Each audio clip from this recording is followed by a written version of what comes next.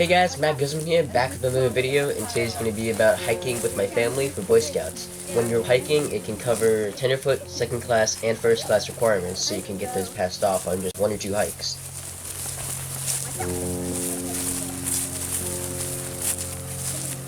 The simplest requirements to get are the ones in Tenderfoot. The first one is tell how you practice the outdoor code on a campout or an outing. And if you know the outdoor code, that's pretty simple. Next is 5A in the hiking section. It says, explain the importance of the buddy system as it relates to your personal safety on outings in your neighborhood. Use the buddy system while on a troop or patrol outing. So as you can see here, we're all in a line in 4s. The buddy system has a minimum of 2 people, but we have 4 people, which makes it better. 5B says describe what to do if you're lost on a hike or a campout, and that's pretty straightforward. You have to stop and look around and don't wander off. 5C says explain the rules of safe hiking both on the highway and cross country during the day and at night.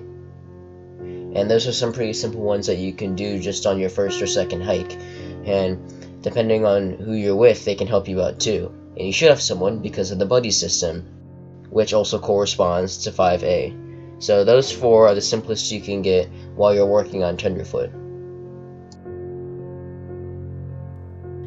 Alright, so next that leads us into second class rank requirements. So 1B of camping and outdoor ethics says explain the principles of leave no trace, and leave no trace pertains to specifically hiking, and tell how you practice them on a campout or outing. This outing must be different from the one used for Tenderfoot requirement 1C.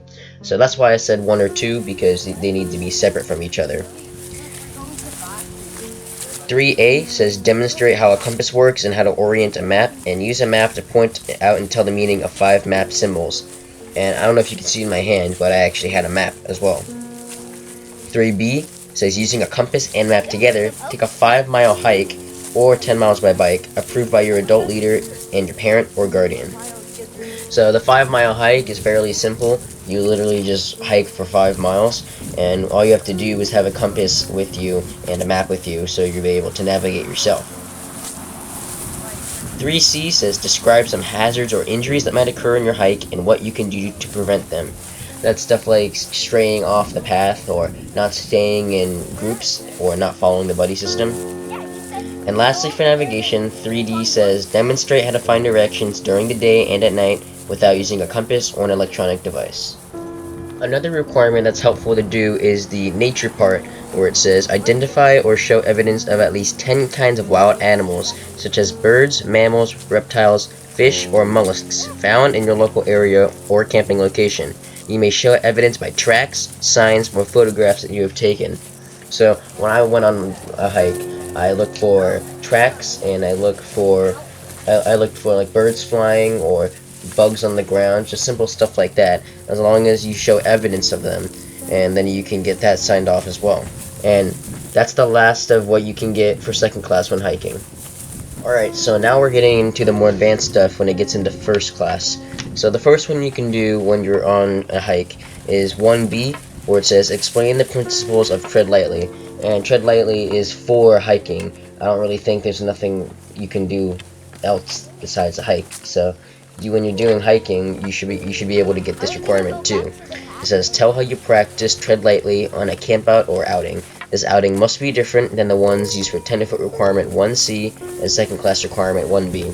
So in order to get all these 3, you need to be able to have 3 hikes. So 1 hike for Tenderfoot, 1 hike for second class, and 1 hike for first class. After you do that, you can do using a map and compass, complete an orienteering course that covers at least 1 mile and requires measuring the distance and or width of designated items, like trees, towers, cannons, ditches, etc. Navigation 4B says demonstrate how to use a handheld GPS unit. Use GPS to find your current location, a destination of your choice, and the route you will take to get there, and then follow that route to arrive at your destination. For nature, 5A says identify or show at least 10 kinds of native plants found in your campsite location. You may show evidence by identifying fallen leaves or fruits, or as a part of a collection you made, or by photographs. So I just did photographs, and I actually videoed it, and if you didn't see that video, you should go check it out, because that was one of the hikes that I did for first class, where I identified 10 kinds of plants, and I'll put that in the description. Anyway, 5B says identify 2 ways how to obtain a weather forecast for an upcoming activity, and explain why weather forecasts are important when planning for an event. So stuff like the local TV or radio weather, or the internet, like at weather.com. And then I guess some other things you could do is like describing 3 natural indicators of impending hazardous weather. That's 5C. And then 5D says describe extreme weather conditions you might encounter in the outdoors in your local geographic area. Discuss how you would determine ahead of time the potential risks, and how would you prepare for and respond to those weather conditions. And the last one I see would be citizenship on 9C. It says, on a scouting or family outing, take note of the trash and garbage you produce. Before your next similar outing, describe or decide how you can reduce, recycle, or repurpose what you take on that outing, and then put those plans into action. Compare your results.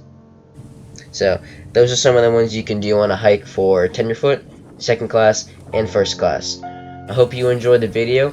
If you did, please like it and turn on notifications, and look up for any other scouting videos I have, or videos in general. And I'll see you all in the next one. Bye!